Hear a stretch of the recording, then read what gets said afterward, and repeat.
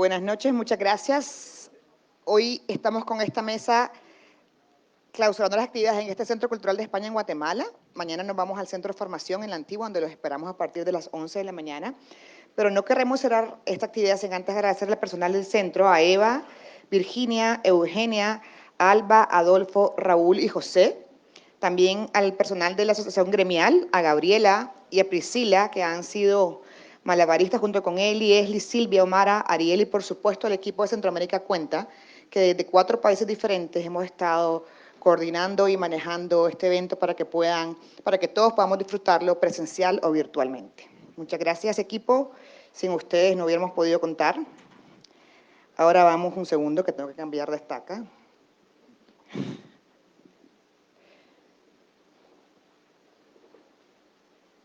Tengo el gusto de presentar esta noche la última mesa de hoy, El corazón interminable, homenaje a Almudena Grandes.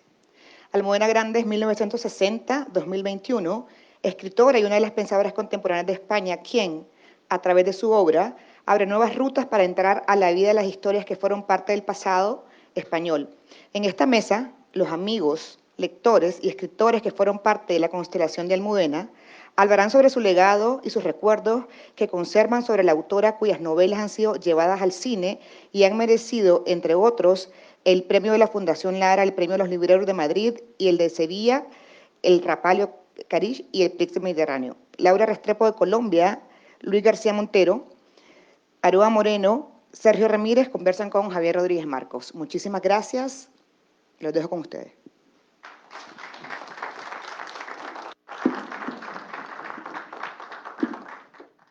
Bueno, ¿sí? ¿Se oye?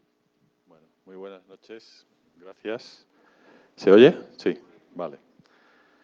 Bien, el 31 de enero de 1989, el diario El País de Madrid publicó una noticia que decía: una madrileña de 28 años, ganadora del premio La Sonrisa Vertical. Esa madrileña era Almudena Grandes.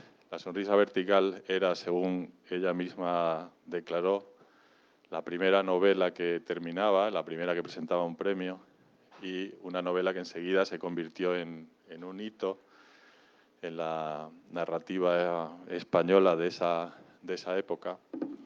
El título de este conversatorio es El corazón interminable, que es una mezcla de 2 títulos suyos. Uno, El corazón helado,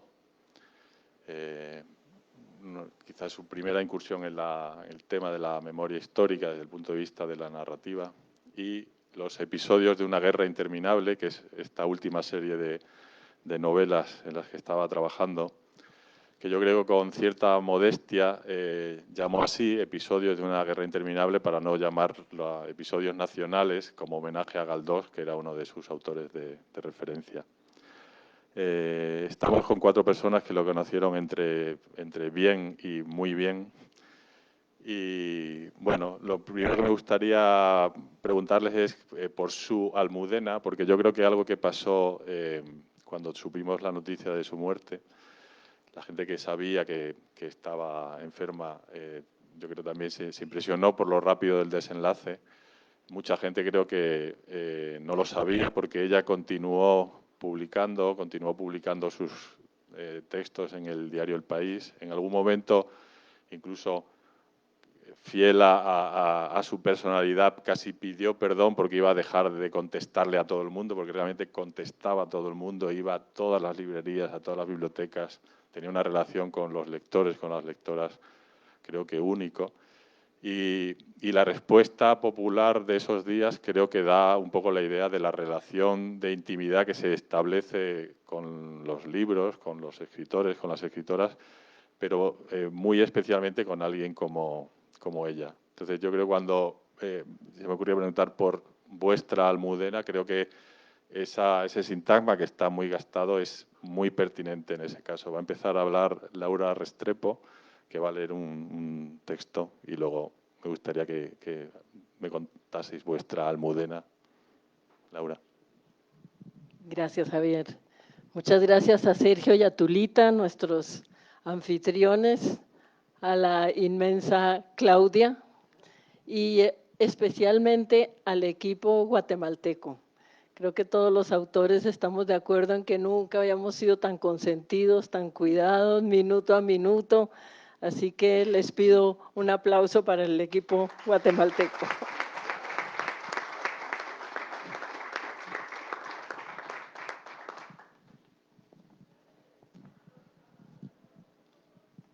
El texto se llama Almudena y la alegría. Curiosamente, no son muchos los libros que llevan la palabra sonora y entrañable en el título, alegría. En Inés y la alegría, la primera de sus series sobre la Guerra Civil Española y sus repercusiones en el franquismo y el posfranquismo, Almudena entra de lleno a explorar las honduras de esa palabra, alegría, convirtiéndola, diría yo, en el alma misma de la narración. Bajo la pluma de Almudena, la alegría, más que concepto, es una actitud, una convicción, una suerte de consigna y principio rector de la autora al escribir, de los personajes al actuar, de los lectores al compenetrarse con el significado que se transmite. La alegría como militancia política y estética. Cuando Luis lanza su proclama invitación a la alegría, la vincula también a la ética de la solidaridad y el compromiso, describiéndola como un sentimiento ético de implicación con el mundo. La alegría tiene en las novelas de Almudena una cualidad alquímica que propicia la transformación. En Inés y la alegría es mediante un soplo de alegría como Inés toma noción del entorno y de sí misma y se enruta hacia la conquista personal de la libertad. La alegría corre por las páginas de esa novela como sentimiento anguloso, limítrofe y sorpresivo que nace de repente del encuentro con el otro, con los otros, en un solo anhelo y propósito común. Acceder a la alegría pasa entonces por romper el individualismo y dejar que la historia te muestre la cara y te permita comprender que haces parte de ella en un destino común que irás construyendo a la par con los demás. La escritura de Almudena gira en torno a ese súbito sentimiento de plenitud que solo se produce cuando salimos de la habitación cerrada del yo para encontrarnos con el otro en las puertas de la historia. Lo contrario a la alegría no sería la tristeza, son la desidia y la indiferencia. Alegría sería sinónimo de conciencia, de resistencia y en últimas de revelación. La siguiente declaración también viene de Luis. Alegría no es lo mismo que felicidad. La felicidad vendría siendo una aspiración prepotente, un arrebato de ibris, un exceso de orgullo. A partir de ahí, a mí me gusta pensar que la felicidad es cosa de los dioses y no de los humanos. A los humanos nos es dado, en cambio, un don más humilde, más dulce y posible, la alegría. El epígrafe de Inés y la alegría es una cita de Rafael Alberti, que dice así: aún nos queda en medio de esta heroica pena bombardeada la fe que es alegría, alegría, alegría. A Inés, protagonista de la novela, la embarga la alegría el día en que escapa del encierro y la estricta vigilancia de su conservadora familia y echa a correr sabiendo que ya no habrá vuelta atrás. Se roba un caballo, galopa hacia la montaña y se adentra en los Pirineos en busca de los rojos, el ejército republicano que se ha vuelto a organizar en el norte y viene a reconquistar el territorio y a derrocar al tirano.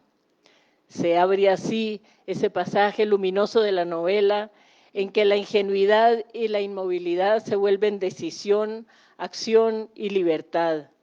Cuando tras pasar por un recoveco de la montaña en su caballo, la detiene una voz que le grita, ¡alto! Y ella nos dice, nunca en mi vida una sola palabra me había hecho tan feliz. ¿Quién vive? Le piden el santo y seña. La República, dice ella. ¿Vosotros sois rojos? Sí, somos rojos. ¿Y habéis venido a invadir España? Sí. ¡Ay, qué alegría!, dice ella. ¡Qué alegría más grande! A lo largo del relato, Almudena va preparando el clima hasta desembocar en esos instantes que ella describe como de alegría limpia, salvaje, sin límites ni precauciones. La alegría no tanto como sentimiento individual, sino como aire que se comparte y se respira, momento propicio, apertura o umbral, don preindividual ante el cual la propia vida y el destino personal parecen pequeñitos, insignificantes frente al empuje del inmenso devenir colectivo. Traduciendo a términos de Giorgio Agamben, podría decirse que la alegría es, y lo cito, nuestra vida en la medida en que no nos pertenece y nos empuja hacia algo infinitamente más grande de lo que creemos poder soportar. La alegría entonces es eso que nos hace sentir que aún somos jóvenes, que seguimos siendo bellos y que nunca vamos a morir. Y otro tanto quiero decir por Almudena, sabiendo que sigue siendo joven, que sigue siendo hermosa y que nunca va a morir.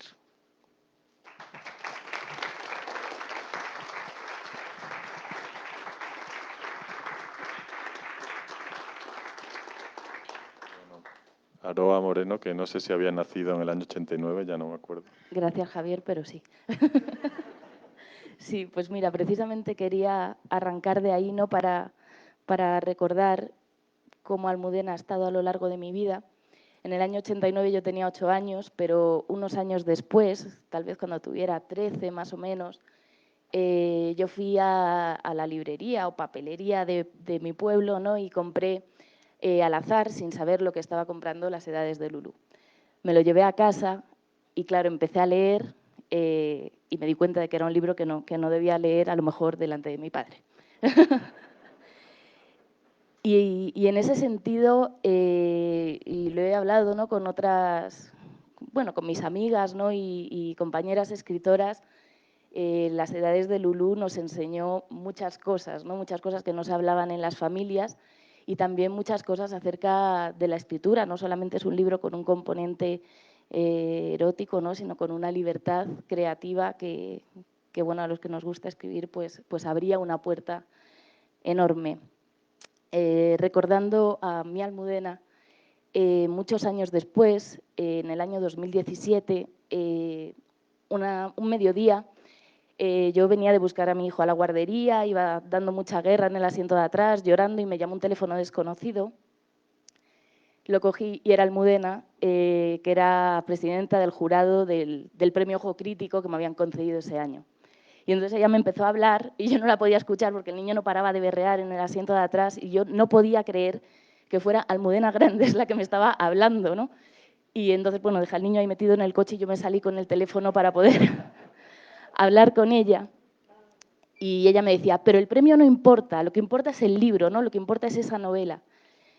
Y ella dijo algo ese día que bueno, demuestra pues, su generosidad. Ella dijo en unas declaraciones, ¿no? a la radio, es una novela perfecta. Y entonces Lara Moreno, la editora de la novela, y yo grabamos ese corte de es una novela perfecta, dicho por Almudena Grandes, y nos lo poníamos todo el rato, ¿no? Es que ha sido ella la que lo ha dicho, ponlo otra vez, ¿no? Y la poníamos y la poníamos.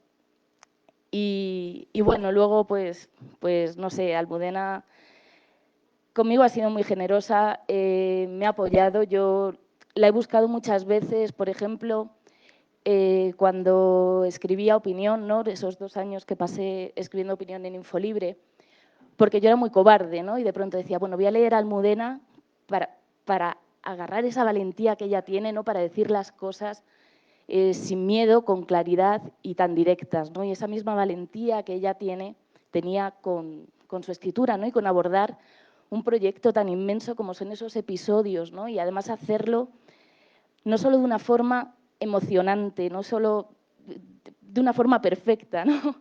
Sino también con ese rigor histórico, con esa capacidad, ¿no? de trabar los argumentos, no sé, que a mí me resulta casi imposible, ¿no? Creo que solo ella sabía hacer algo así, ¿no? Y contener en su cabeza todas esas historias, ¿no? Y bueno, hay algo también, ¿no? Que para las que escribimos, ¿no? Para las mujeres que escribimos, que yo creo que es importante, ¿no? Cuando en las mesas de novedades no estábamos las mujeres todavía, ¿no? Que la mayoría de los títulos pertenecían a autores, Almudena ya estaba ahí. Y estaba ahí, ¿no? Ahí con mucho trabajo, ¿no? Hay una fotografía que se publicó cuando falleció, en la que ella aparece escribiendo al ordenador con su hijo al lado.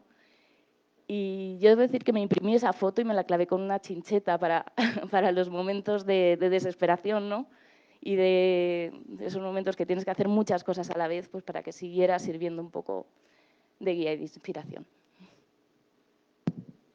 Para tranquilizar a todo el mundo, Aroa sigue teniendo la custodia de su hijo. Sí. Y el niño ya no está en ese coche. Sergio Ramírez. Sergio, que escribió una memoria preciosa cuando en esos días del fallecimiento de Almudena, tu Almudena. Bueno, me hubiera gustado traer el texto para leerlo, pero no lo tengo aquí, de manera que voy a reconstruir en mi memoria lo que Almudena significó para mí, lo cerca que siempre me sentí de ella y de las imágenes que pasan por mi memoria de ella. Voy a decir la más extraña, yo no veo a Almudena frente a su computadora, sino que la veo en la cocina. No, pero decía que no la veo frente a su computadora, sino que la veo en la cocina. Ella era una gran cocinera y una gran anfitriona. Y las veces que estuvimos en su casa disfrutamos de su cocina y de su amistad y junto con Luis, de ser recibidos espléndida por ella dentro del grupo de amigos íntimos suyos, entre ellos Joaquín Sabina, Benjamín Prado, Chu Visor, el editor de Visor. Y este era un grupo verdaderamente memorable, un grupo lleno de vida, un grupo divertido. Bastaba escuchar las bromas que se daba Benjamín Prado con Joaquín Sabina para darse cuenta de la alegría que reinaba en esa casa. Pero bueno, Almudena es la escritora que estamos celebrando, una escritora memorable. Estuvo en Nicaragua en 2 ocasiones, en la primera con Luis siempre, y en la primera para uno de los festivales de poesía que se celebraba en la ciudad de Granada. Hay 2 festivales de poesía, había 2 festivales de poesía, el Festival de la Granada original y el Festival de la Granada de Nicaragua. La única diferencia entre las 2 Granadas es que la nuestra está al lado de un lago y la otra está entre montañas, ¿no? El Festival de Poesía de Granada acaba de ser cancelado por decreto, de los muchos decretos de cancelaciones que hay en Nicaragua hoy día. Han cancelado más de 200 organizaciones no gubernamentales, entre ellas el Festival de Poesía de Granada. Ha sido legalmente cesado. Es decir, es como ponerse a cesar legalmente la poesía, pero bueno, ese es otro asunto. Esa vez pudimos recorrer Nicaragua en lo que se puede hacer de recorrer Nicaragua en un día, con Luis, con Chu Visor, con Almudena, fuimos a León, a la tumba de Rubén Darío, que es una visita sacramental en Nicaragua, a la casa, no natal, sino la casa donde vivió Rubén Darío su infancia, y llegamos hasta las playas del Pacífico, hasta la playa de las Peñitas. Entonces mi recuerdo de Almudena es esa vez, y la segunda vez, mi recuerdo preferido, pues esa vez y la segunda vez que vino para Centroamérica cuenta. Entonces son dos ocasiones las que estuvo en en Nicaragua. Como vamos a seguir hablando de ella, yo en la siguiente ronda yo quisiera hablar de su obra, ¿no? De lo que pienso de su obra literaria y de la trascendencia que tiene su obra literaria. Luis.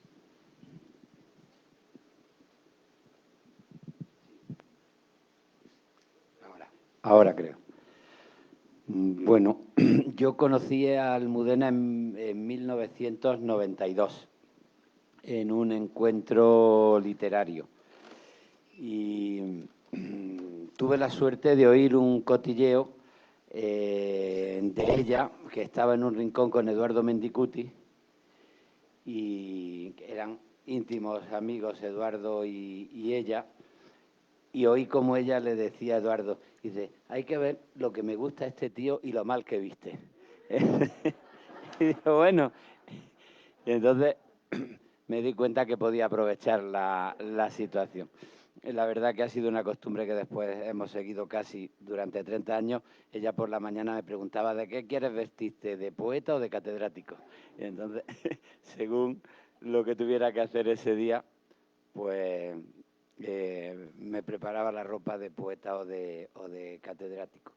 La verdad es que de poeta o de catedrático he tenido la suerte de disfrutar una convivencia en la que la literatura y la vida cotidiana se han mezclado.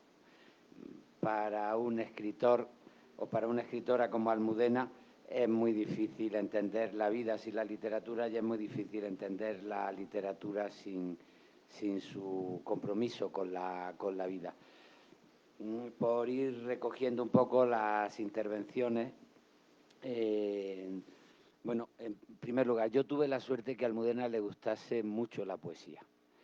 Su padre era poeta y ella se aficionó desde muy joven a leer poesía y era una verdadera lectora de poesía, y eso a mí, aparte de que no vistiera bien, me convino, ¿no? Y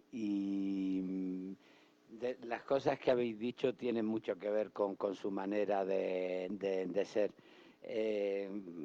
Laura recordaba lo importante que fue para ella la palabra alegría, que puso en el título del primer episodio, Inés y la alegría.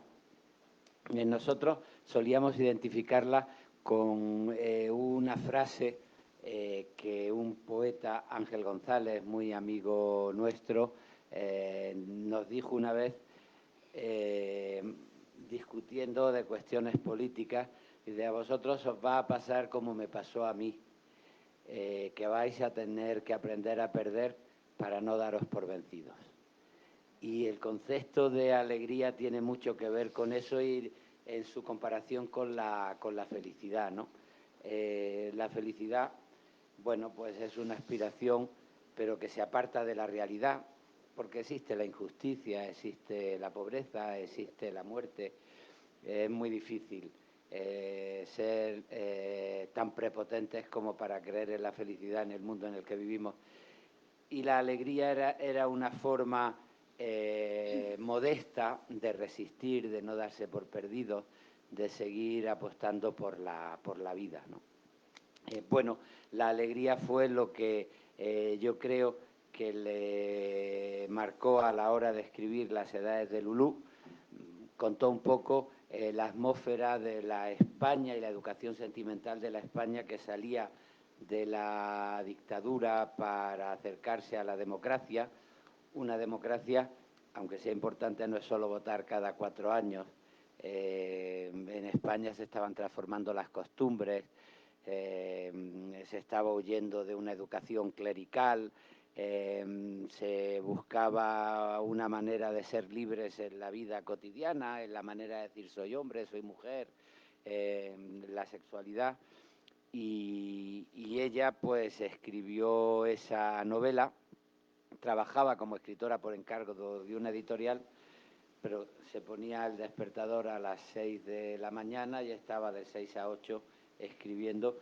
Tuvo la suerte de que le dieran el premio premio de la sonrisa vertical, y yo creo que allí tomó una de sus decisiones más importantes, porque Las edades de Lulú se convirtió como libro en un acontecimiento social.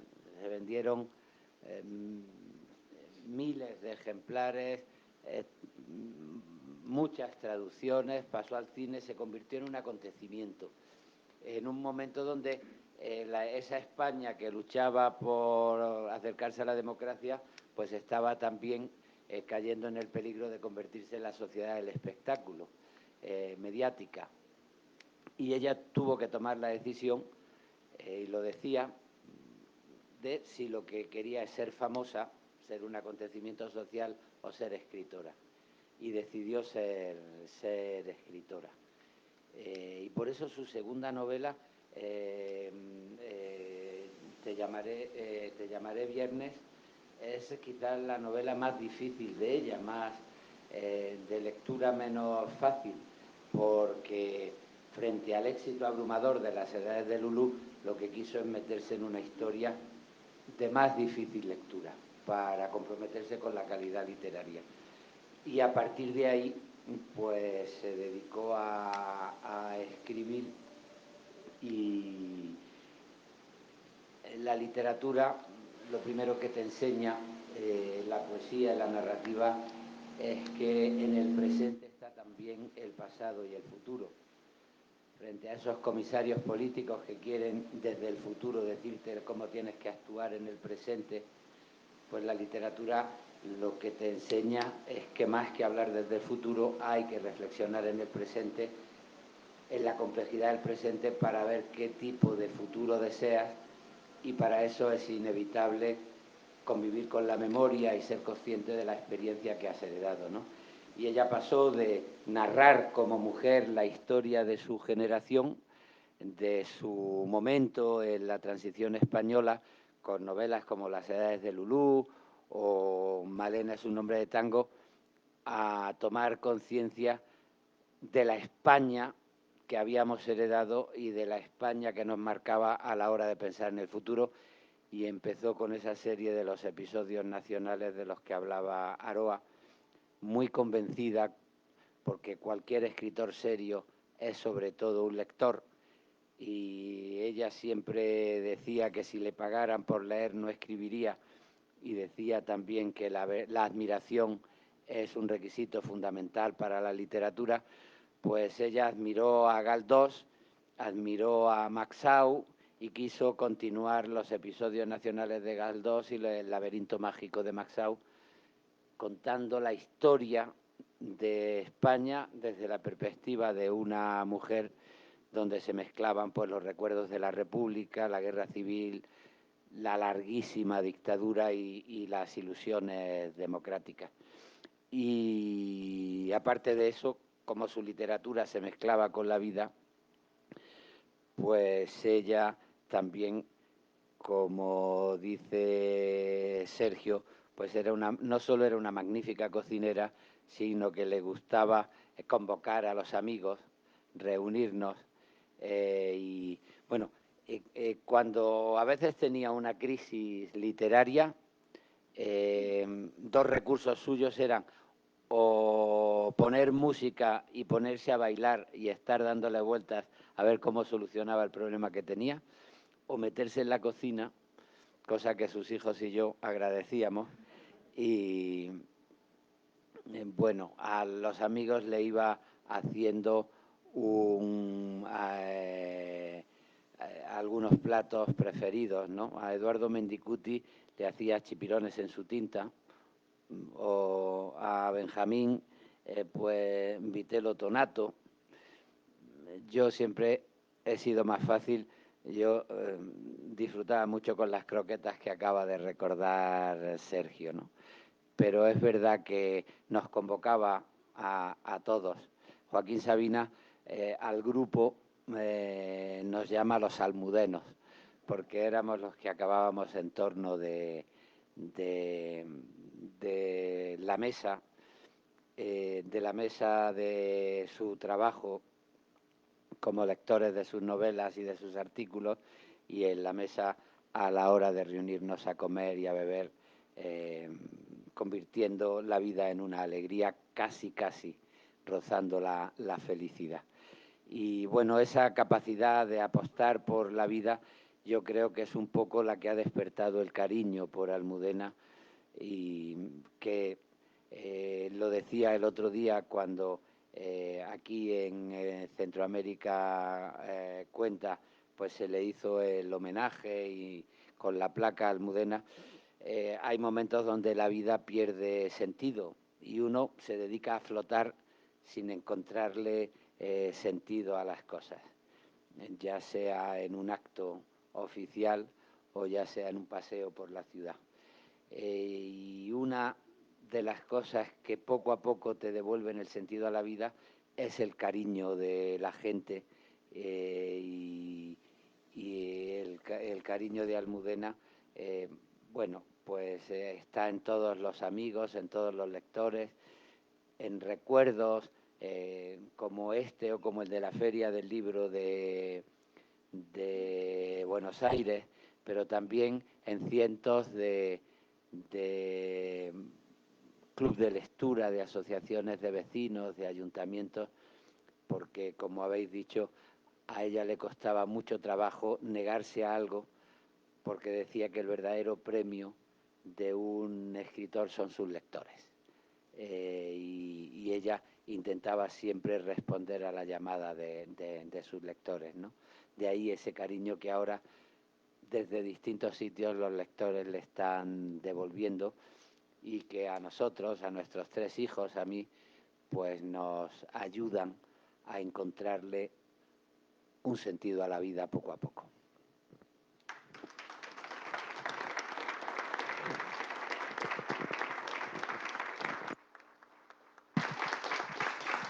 Bueno,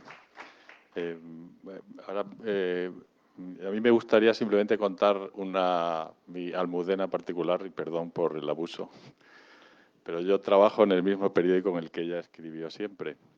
Y recuerdo que hubo un momento hace 10 años, en 2012, vamos a decirlo con un eufemismo, de tensión entre los trabajadores y la empresa.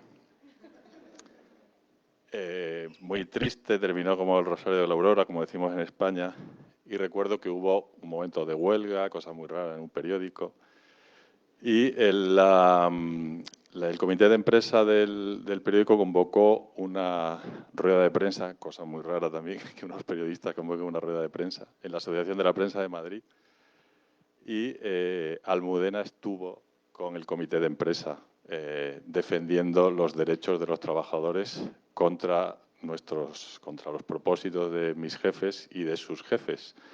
O sea, aquellos que podían echarnos a la calle, como pasó, aparte de mis compañeros, y a ella misma, cosa que no sería la primera vez que sucedía.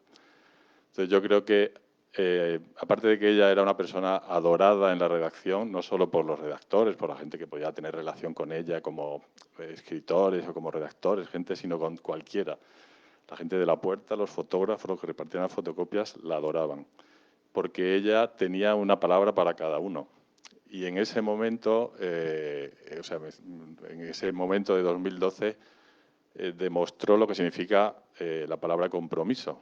Porque a veces pensamos que el compromiso intelectual es hablar contra Putin, que es muy fácil desde Madrid, o contra Trump, o repartir doctrina, ¿no? Lo difícil es comprometerte cuando te comprometes, y cuando te comprometes a que te echen a la calle, ¿no? Y creo que ese gesto de ella sentada con mis compañeros del comité de empresa en la Asociación de la Prensa, en una retransmisión por streaming, fue fundamental para todo el mundo. La sentimos como una compañera, yo la sentí siempre así, ¿no? Y me pareció que era un momento en el que nosotros arriesgábamos, pero ella también se arriesgaba, ¿no? Y cuando no tenía nada que ganar, porque, bueno, hubiese mostrado su apoyo, como hizo otra gente, pero quiso estar allí, quiso hacerse la foto y quiso decir, bueno, estoy con esta parte que es el eslabón débil de una cadena en la que ella era una estrella. Y creo que eso es también interminable e inolvidable.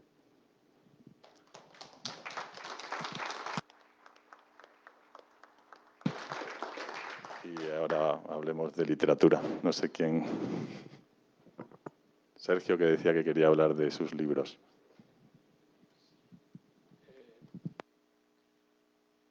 Estaba recordando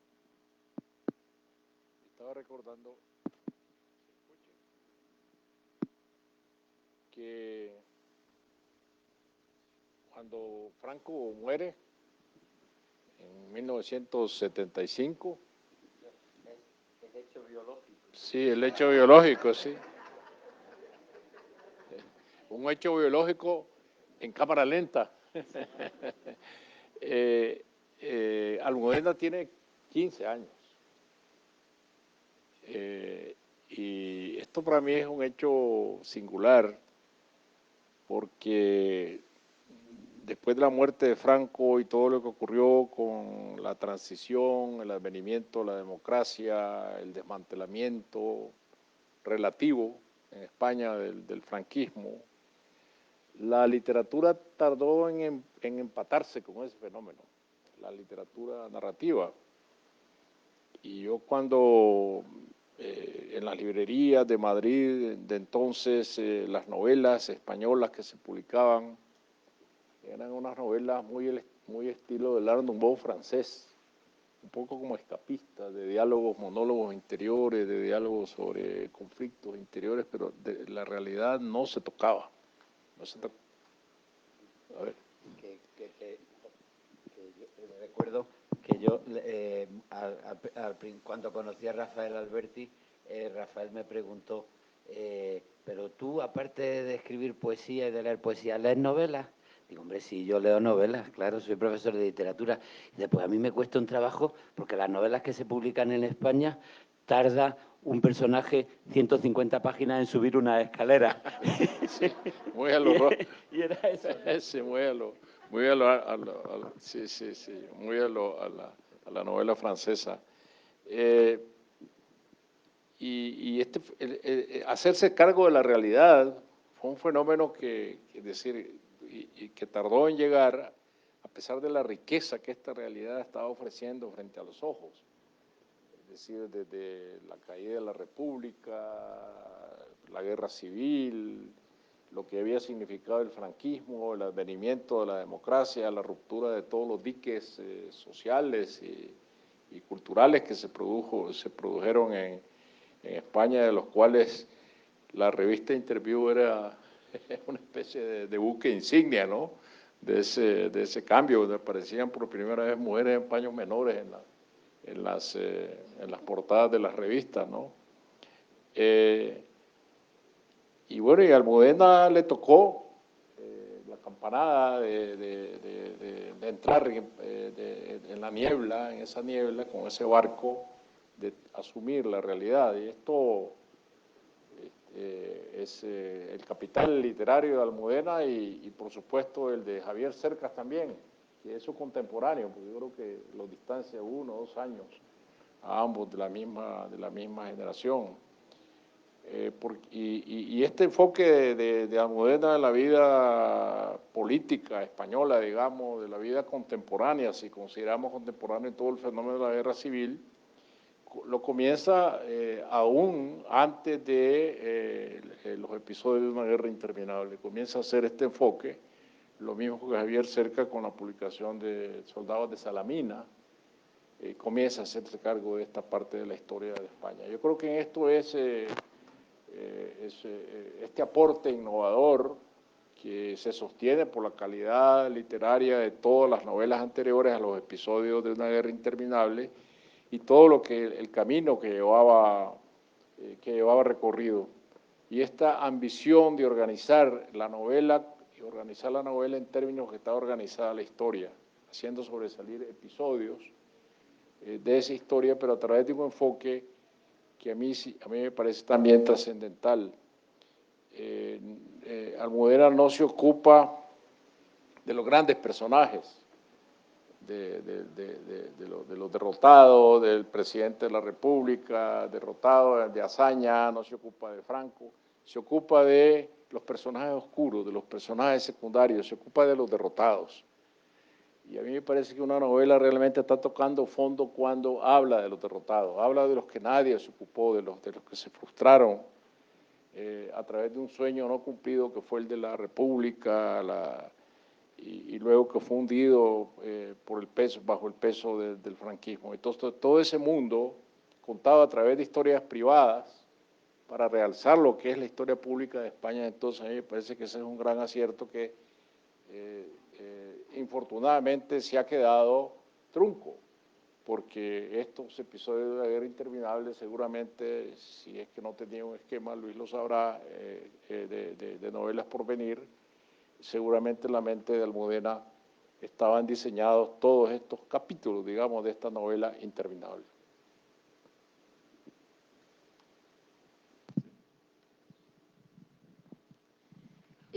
Me llamó siempre muchísimo la atención de Almudena, la pasión de escribir, la pasión desbordada, con una enorme energía, esa decisión que tenía ella de retomar la memoria colectiva y hacerla propia, y hacer sus libros uno tras otro que iban pasando sin tregua, sin darse un receso. De alguna manera agarrar esa historia que se estaba borrando, esos grandes momentos de gloria, pero también de derrota y de sufrimiento, que los pueblos olvidan. Antier hablábamos con Sergio, que los escritores hablamos generalmente sobre lo desaparecido, somos desaparecidos de alguna manera nosotros también, pero estamos ahí para que aquello se recuerde y no se borra.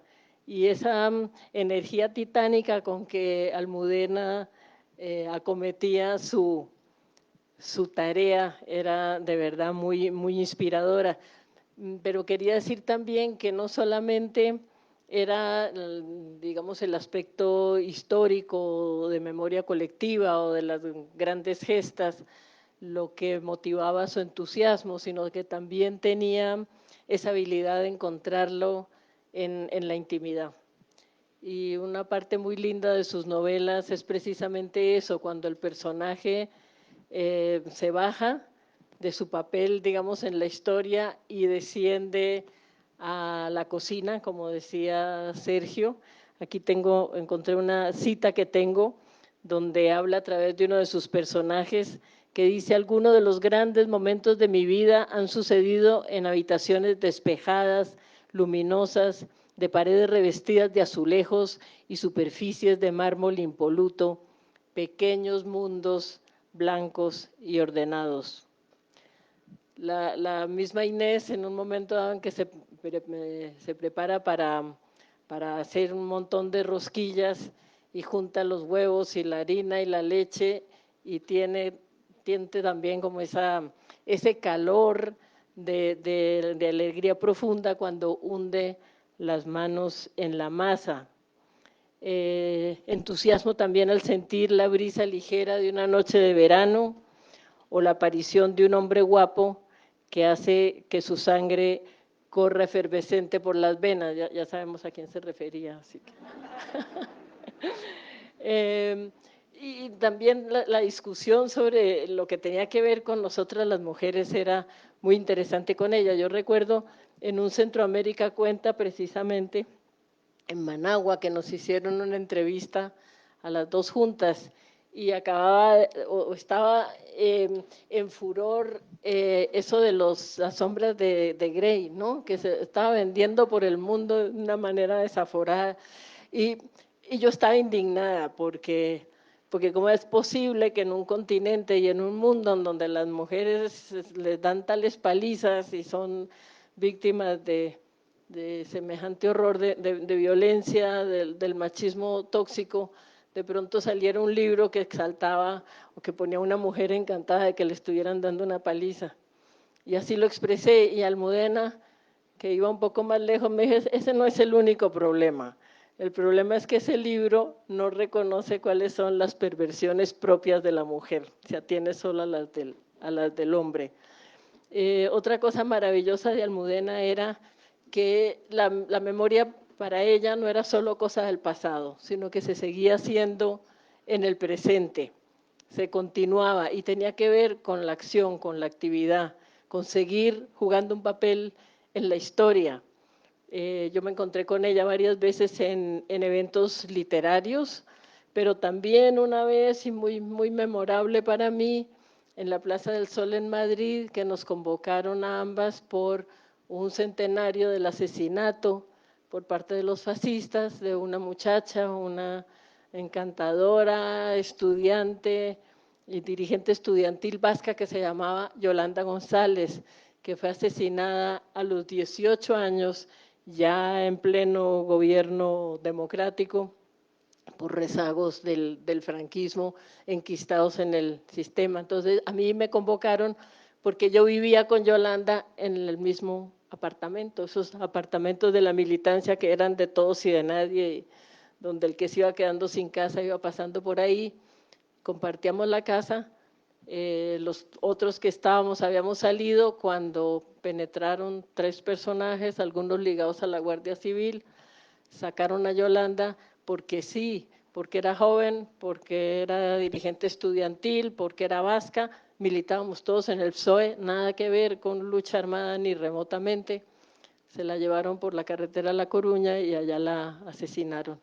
Entonces con Almudena trabajamos un texto conjunto y fue bonito porque ella leía un párrafo y yo leía uno y así hicimos pues ese acto ahí en la plaza, en la Puerta del Sol. Así que recordarla también no solamente como escritora, sino también por su papel vivo, activo, de conciencia y de acción permanente y cada uno de los días de la vida.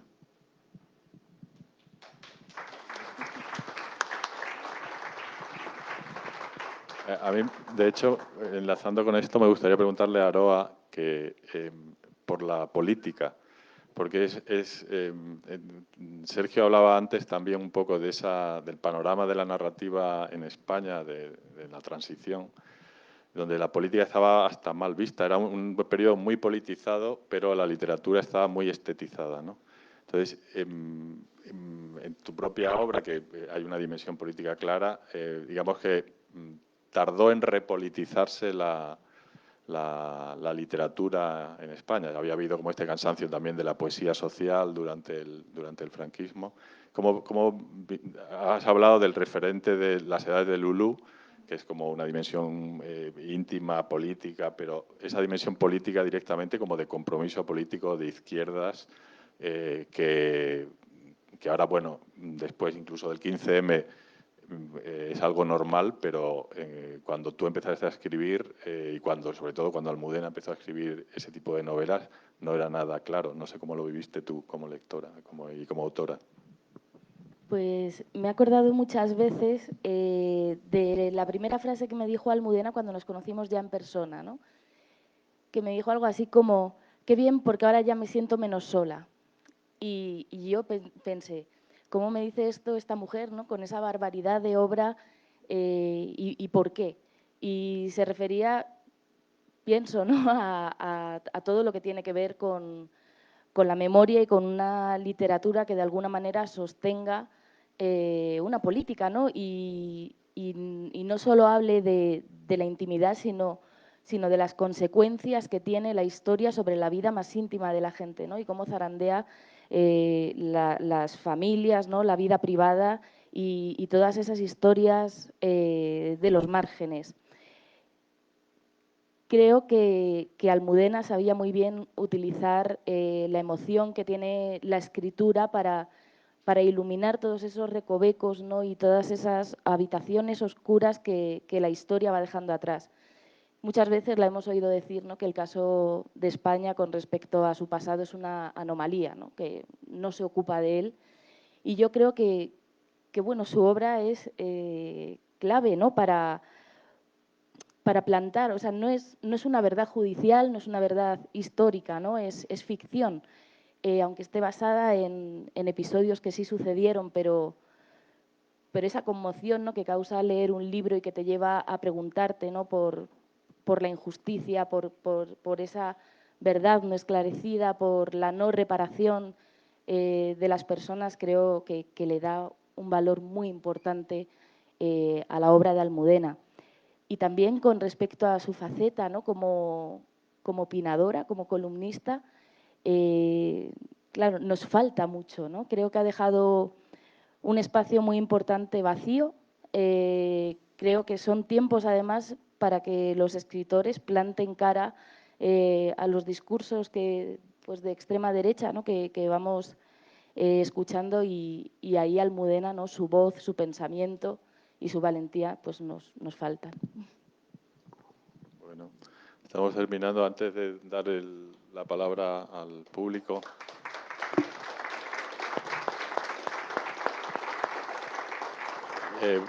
querría preguntarle a Luis algo que supongo que todo el mundo, todos los lectores, las lectoras de Almudena nos preguntamos, y es qué queda, qué dejó Almudena, ¿no? Sabemos que dejó este Mariano del Vidasoa dentro de esos episodios, pero no sé si hay algo más, si tiene fecha, que nos cuentes un poco. Sí, ella había diseñado 6 títulos para los episodios de Una guerra interminable, y se ha quedado sin escribir el último, Mariano en Vidasoa.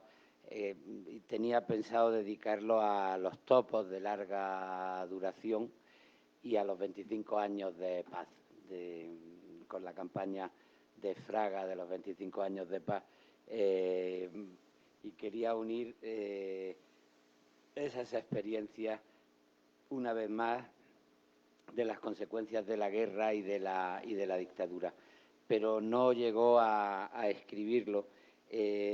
Aunque tenía el plan de los 6 episodios, ya lo interrumpió a la mitad, en una época de consecuencias graves de la crisis económica que se vivió en el 2008, y publicó por medio una novela que se llamaba Los besos en el pan para responder a la crisis.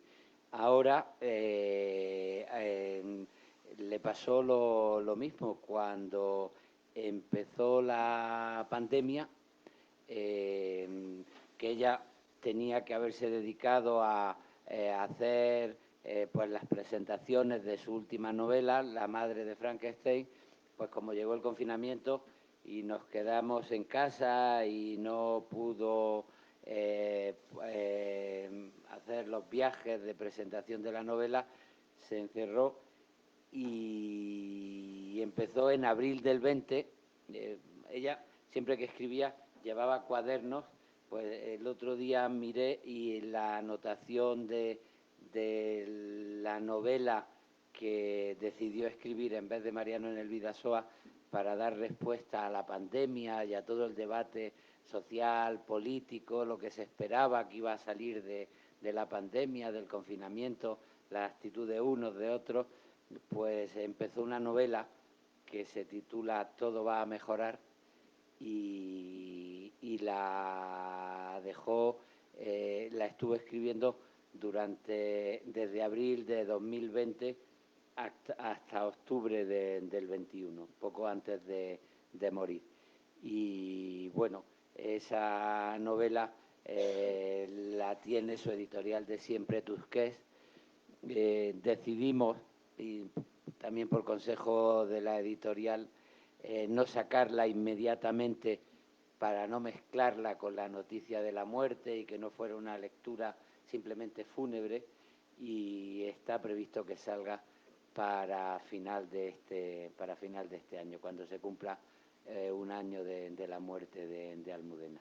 Es una novela en la que se plantea qué tipo de lecturas se hacen de la crisis y del confinamiento y cómo reacciona alguna gente que se da cuenta que eso de vivir una experiencia donde debemos de cuidarnos y tomamos conciencia de que o nos salvamos colectivamente o nos hundimos todos, pues eso pone nerviosos a determinados intereses económicos, y a partir de ahí pues se genera una deriva política que es la que protagoniza en este caso la novela, que se separa un poco quizá de los episodios de La guerra interminable, pero que tienen que ver con una intuición del futuro de las sociedades neoliberales.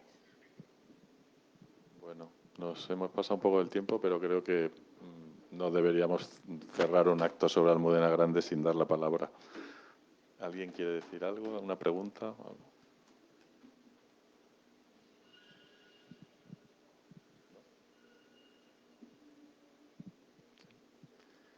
Bueno, pues nada, lo dejamos aquí entonces. Yo también querría dar las gracias a Centroamérica Cuenta, a la gente de Guatemala, a Claudia, a Sergio, a toda la gente que se ocupa y que nos malcría en estos días.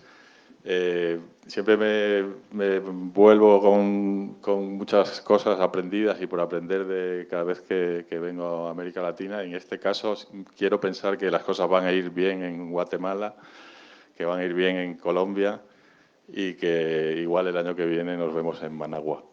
Bueno.